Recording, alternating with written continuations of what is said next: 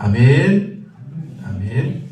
할렐루야. 아버지 하나님, 또 오늘 말씀이 저와 여러분들에게 큰 은혜와 능력이 되기를 우리 주 예수님의 이름으로 축원합니다. 아멘. 오늘 말씀에서 하나님이 무엇을 우리에게 말씀해 주십니까? 우리가 읽은 이 본문 앞절에서는 예수님이 보리떡 5개와 물고기 2마리로 5,000명을 먹이신 사건이 있었습니다. 그리고 그 후에 따로 기도하실 때에 예수님께서 제자들에게 물어보십니다. 무리가 나를 누구라 하느냐? 무리가, 많은 사람들이 나를 누구라 하느냐? 이것은 제자들도 정말 궁금했던 그런 사실입니다. 제자들도 예수님 당신은 도대체 누구십니까? 그렇게 묻고 싶었던 것입니다. 예수님이 자기들을 따라오라고 해서 자기들은 예수님을 따라온 것입니다. 그런데 예수님이 누구인지를 제대로 말씀해 주시지 않는 겁니다. 그런데 오늘 예수님이 정말 큰 일을 하셨습니다. 물고기 2마리, 보리떡 5개로 무려 5,000명이 넘는 그런 엄청나게 많은 사람들을 먹이신 것입니다.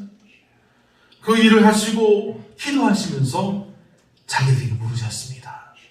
무리가 나를 누구라 하느냐? 그래서 제자들이 이제 서로 대답합니다. 어떤 제자는 사람들이 예수님을 세례 요한이라고 합니다. 아닙니다. 어떤 사람들은 엘리야라고 합니다. 또 다른 제자들은 어떤 사람들은 옛 선지자 중에 한 사람이라고, 그 한 사람이 살아났다고 말합니다. 그 말을 들으시던 예수님이 제자들에게 물으십니다. 그러면 너희는 나를 누구라 하느냐? 이 말을 들은 제자들이 갑자기 조용해집니다. 그리고 그 중에서 이제 첫 번째 제자 베드로가 벌떡 일어나서 예수님께 말합니다. 하나님의 그리스도이십니다. 베드로가 그렇게 대답한 것입니다. 베드로의 이 대답은 다음에 예수님의 말씀을 보면 정답 같습니다. 그런데 과연 예수님이 하나님의 그리스도이심을 베드로가 정말 잘 알고 고백했을까요? 당시 이 유대인들은 하나님이 보내주시기로 한 그 구원자가 다윗의 혈통이기를 원했습니다. 그래서 예수님을 소개할 때도 다윗의 구원자, 다윗의 혈통 구원자, 그런 식으로 소개 듣기를 원했습니다. 자신들 이 험하고 어려운 이 세상에서 구원해 줄 그 구원자가 다윗과 같이 하나님의 강한 용사요, 그리고 자신들의 그런 위대한 왕이 되어줄 것이라는 그런 기대와 소망을 가지고 있었다는 것입니다. 그런데 베드로는 예수님의 물음에 하나님의 그리스도라고 대답합니다. 사랑하는 성도 여러분, 우리가 하나님의 은혜를 충만히 받아서 성령 충만하면 우리의 말과 행동이 변화합니다. 그렇지 않습니까? 평소에 우리가 화를 내고 싸우고 다투던 모든 것들이 변화됩니다. 우리 말이 지혜롭게 또 정말 은혜롭게 변화합니다. 내가 말하는 것이 정말 내가 평소에 하던 말이 아닌 것 같은 때가 있다는 것입니다. 지금 예수님이 무엇을 하시다가 제자들에게 물으셨습니까? 예수님께서 기도하시던 때에 제자들에게 물으셨습니다. 아직 제자들이 예수님을 어떻게 보면 잘 모를 때입니다. 제자들이 예수님을 더 잘 알고 확실히 믿는 때가 언제인지 아십니까? 예수님이 십자가에 달려 죽으신 이후에, 예수님이 부활하신 후의 일입니다. 제자들은 우리와 마찬가지의 사람입니다.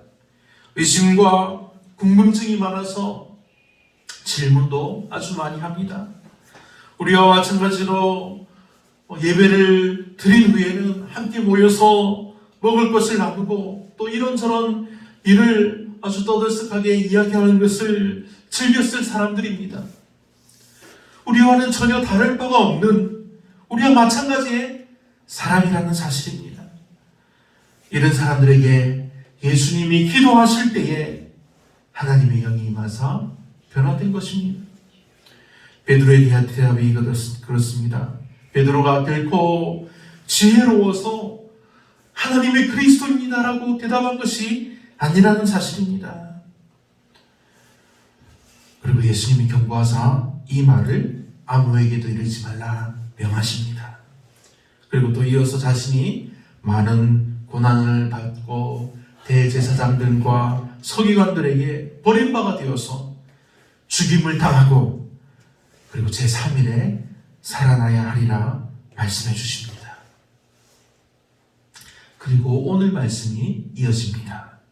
이 말씀을 하신 후 8일쯤 되어 예수께서 베드로와 요한과 야고보를 데리고 기도하시러 산에 올라가사. 이렇게 이제 오늘 말씀이 이어집니다. 예수님은 산에 올라가실 때 어떻게 보면 가장 가까운 제자 3명을 데리고 가십니다. 베드로와 요한과 야고보입니다. 이 누가복음에는 이 베드로와 요한과 야고보를 종종 그렇게 3명을 데리고 다니시는 그런 본문들이 많이 나옵니다. 예수님은 종종 하시던 대로 따로 떨어져서 기도하심으로 제자들에게 기도하는 모범을 보여주시면서 기도를 가르쳐 주신 것입니다. 그런데 오늘 본문의 기도는 평소에 기도하던 때와 완전히 다른 모습을 보여주십니다. 29절로 32절 말씀을 봅니다.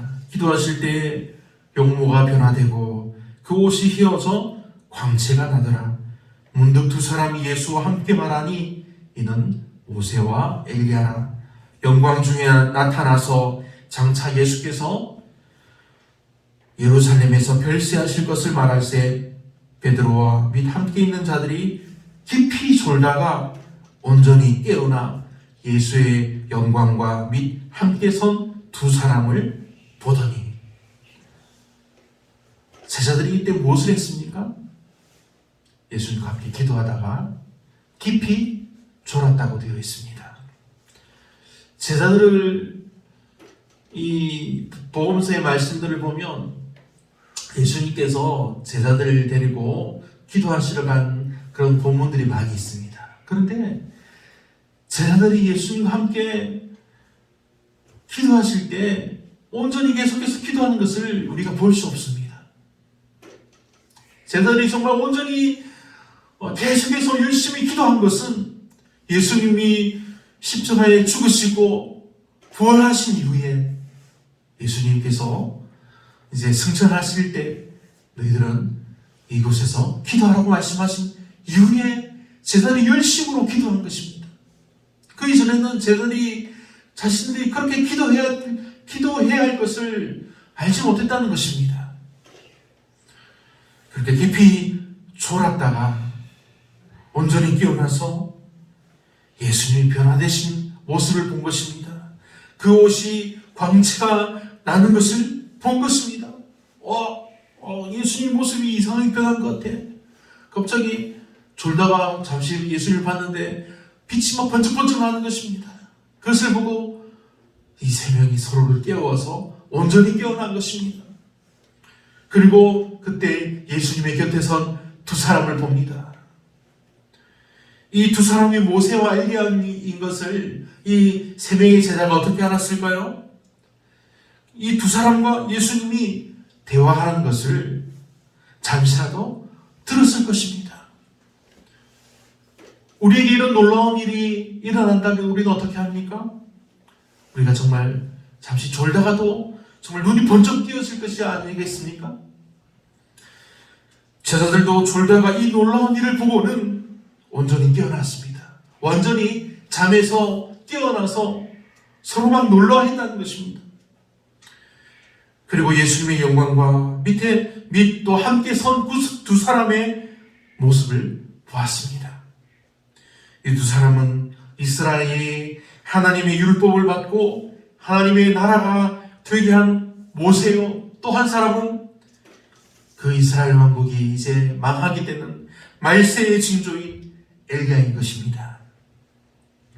어쩌면 제자들은 졸다가 십자가 이 사건 이전에 이 예수님의 지상 사역에 있어서 가장 위대한 이 계시의 순간을 놓칠 뻔했습니다. 그들은 졸고 있었지만 하지만 마침내 그들은 깨어나서 예수님께서 이스라엘의 위대한 두 영웅과 함께 계신 것을 분명하게 보게 된 것입니다. 또 제자들은 무엇을 보았습니까? 예수님의 영광스럽게 변화하신 모습을 보았습니다. 그리고 예수님이 입고 계신 그 옷이 정말 밝게 빛이 나는 것을 보았습니다. 예수님은 자신이 영광 중에 돌아오실 것을 분명히 말씀했었습니다. 예수님은 이후에 십자가 고난을 받으시고 하늘의 영광에 들어가실 것입니다. 여기서 말하는 이 영광은 천상의 그런 영역에 속하는 영광입니다. 하늘의 영광입니다. 곧 아버지와 천사들의 영광입니다.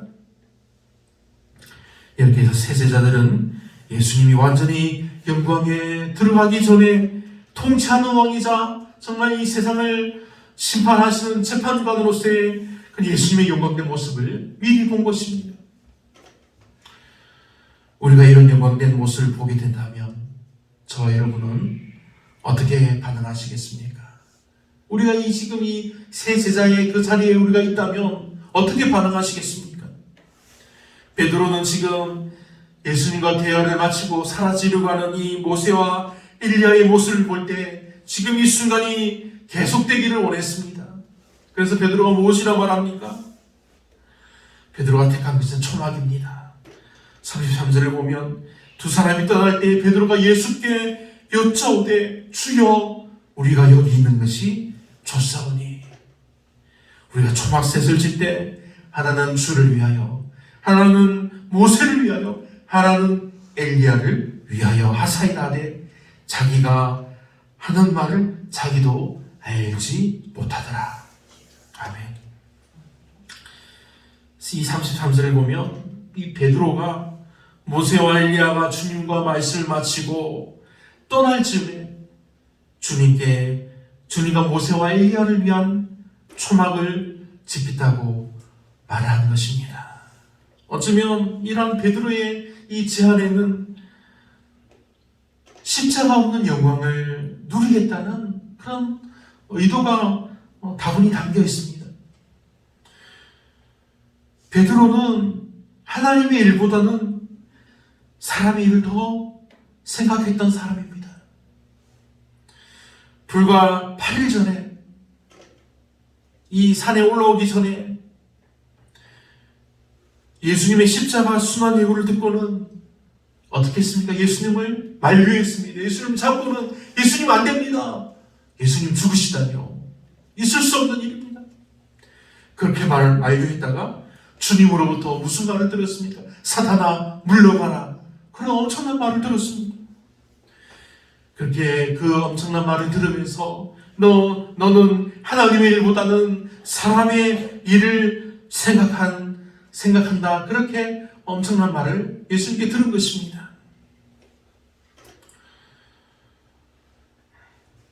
그랬었는데 베드로는 또다시 이 8일 후에 다시 예수님과 기도하러 올라간 그 산에서 하나님의 일보다는 사람의 일을 생각하는 말을 한 것입니다.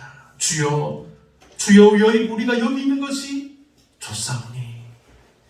지금 베드로의 눈에는 예수님의 영광스럽게 변화된 모습이 보이지 않습니다. 예수님의 옷에서 빛이 번쩍번쩍이는 그 광채가 보이지 않는 것입니다. 지금 자신의 눈에는 이제 말을 마치고 사라지려고 하는 모세와 엘리야의 모습만이 보이는 것입니다. 그래서 베드로는 지금 자신이 무슨 말을 하는지도 모른 채 정말 횡설수설하며 떠든 것입니다. 사랑하는 성도 여러분, 우리가 분명히 알아야 할 것이 있습니다. 지금 이 변화산에서 일어난 이 놀라운 일들은 맛보기에 불과한 것입니다. 예수님이 고난당하신 후에 온전히 얻으실 영광이 된 그런 모습입니다. 예수님의 십자가 고난이 없으면 세상의 모든 사람들이 구원받지 못합니다. 하지만 예수님은 이 고난 없이도 영광된 자리로 가실 수가 있습니다.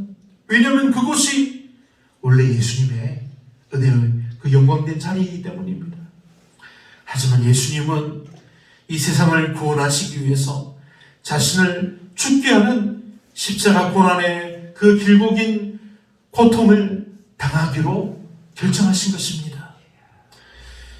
이어지는 34절 말씀입니다. 이 말할 즈음에 구름이 와서 그들을 덮는지라.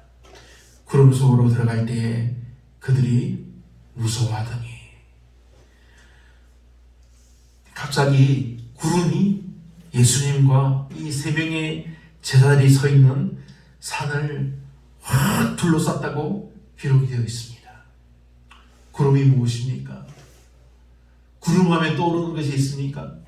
이스라엘 백성들이 출애굽했을 때 구름 기둥이 나타났지 않습니까?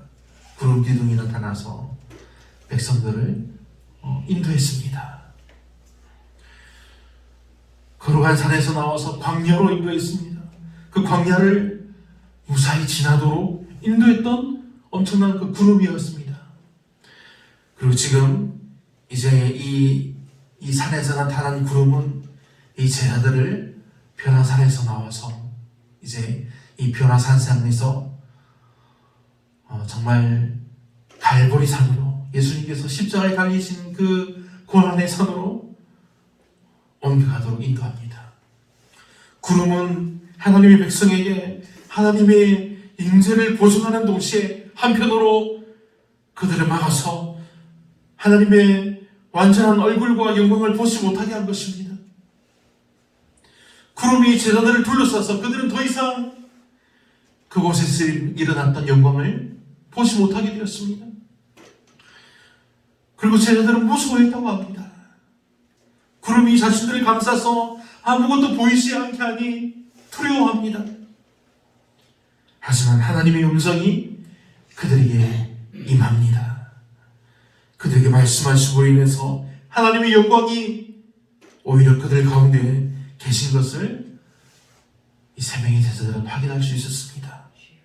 35절을 보면 구름 속에서 소리가 나서 이르되 이는 나의 아들 곧 택함을 받은 자니 너희는 그의 말을 들으라 하고, 하나님이 구름 가운데서 이 세 명의 제자들에게 말씀해 주십니다. 하나님의 말씀은 이 제자들에게 모세와 엘리야가 아니라 예수님의 말씀을 들어야 할 것을 명령해 주신 것입니다. 이것은 예수님이 이제까지 이 제자들에게 말씀하시고 가르치셨던 것을 들으라는 것입니다. 제자들이 본 영광은 예수님이 하나님의 택함을 받은 아들로서 장차 누리게 될 영광입니다. 그들이 이 산에서 졸다가 보았던 것은 바로 그 영광은 오직 십자가를 통해서만 완성되는 것입니다. 하나님은 여기에서 예수님의 말씀을 염두에 두고 그 말씀의 무게를 실어주십니다. 그의 말을 들으라. 이 표현은 모든 것이 예수의 말씀을 귀담아 들으라는 하나의 목적에 기하고 있다는 사실입니다. 그리고 그 소리가 그침에 어떤 일이 일어납니까?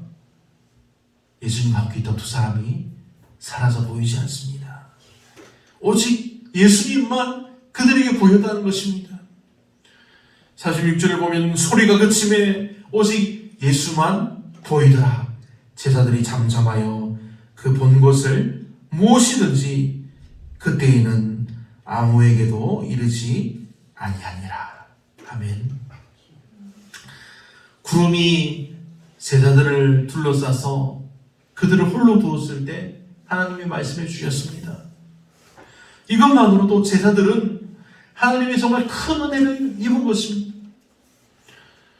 하지만 하나님이 그들에게 분명하게 너희는 그의 말을 들으라 말씀하셨습니다. 그리고 그 소리가 그침에 오직 예수만 보이더라 하였습니다. 구름이 걷히고 제자들은 영광의 길에서 다시 자신들이 가는 그 길로 돌아온 것입니다. 이때 제자들의 마음이 어땠을까요? 하나님의 말씀을 들은 후에 이 제자들은 침묵했습니다. 모세와 엘리야가 이미 그들을 떠났습니다. 예수님의 영웅된 모습도 이미 다시 본 모습으로 돌아왔습니다. 하나님이 보여주시고 들려주신 말씀도 그들을 떠났습니다. 이 제자들의 마음이 어땠을까요? 이 일이 있고 이틀 후에 그들이 산에서 내려왔다고 기록이 되어 있습니다. 이 이틀의 시간 동안 제자들이 무엇을 했을까요? 이 제자들은 십자가의 부활이 그것의 유효성을 인증할 때까지 이 경험을 아무에게도 이야기하지 않았다고 기록이 되어 있습니다. 이 이틀의 시간 동안 제자들이 무엇을 했을까요? 기도했을까요?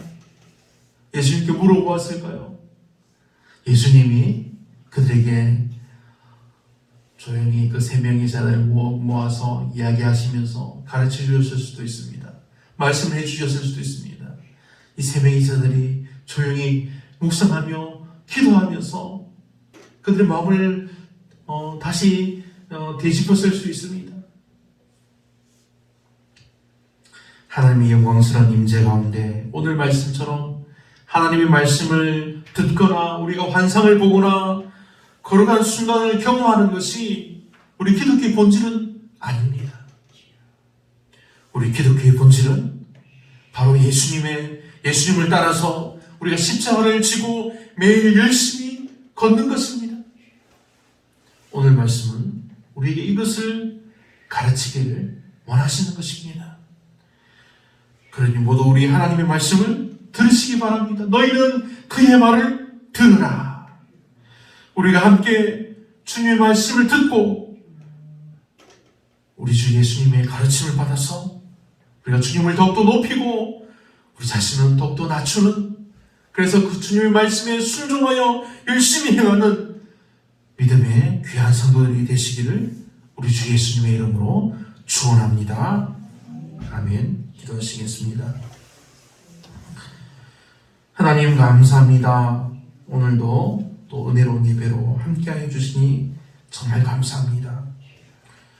우리 교회와 우리 모든 성도들이 하나님의 기쁨이 되는 교회와 성도 되기를 간절히 원하오니 하나님이 기도를 들으시고 이루어 주시옵소서. 오늘 말씀대로 너희는 그의 말을 들으라고 하나님 우리에게 말씀하여 주실 때 우리가 주님의 말씀을 듣고 오직 주님을 높여드리고 우리는 더욱더 낮추며 주님의 말씀에 순종할 수 있는 믿음을 더하여 주옵소서. 우리 믿음의 성도들 모두가 항상 하나님의 지혜로 행할 수 있는 믿음을 주시고 지혜를 주시고 은혜로 항상 충만히 채워 주시옵소서. 오늘 이 예배를 통해서 주시는 모든 영광 하나님께 감사드리며 우리가 항상 즐거워하며 기뻐하기를 소원하오니 하나님 우리와 함께하여 주시옵소서. 모든 것 감사드리며 예수님 이름으로 기도합니다. 아멘.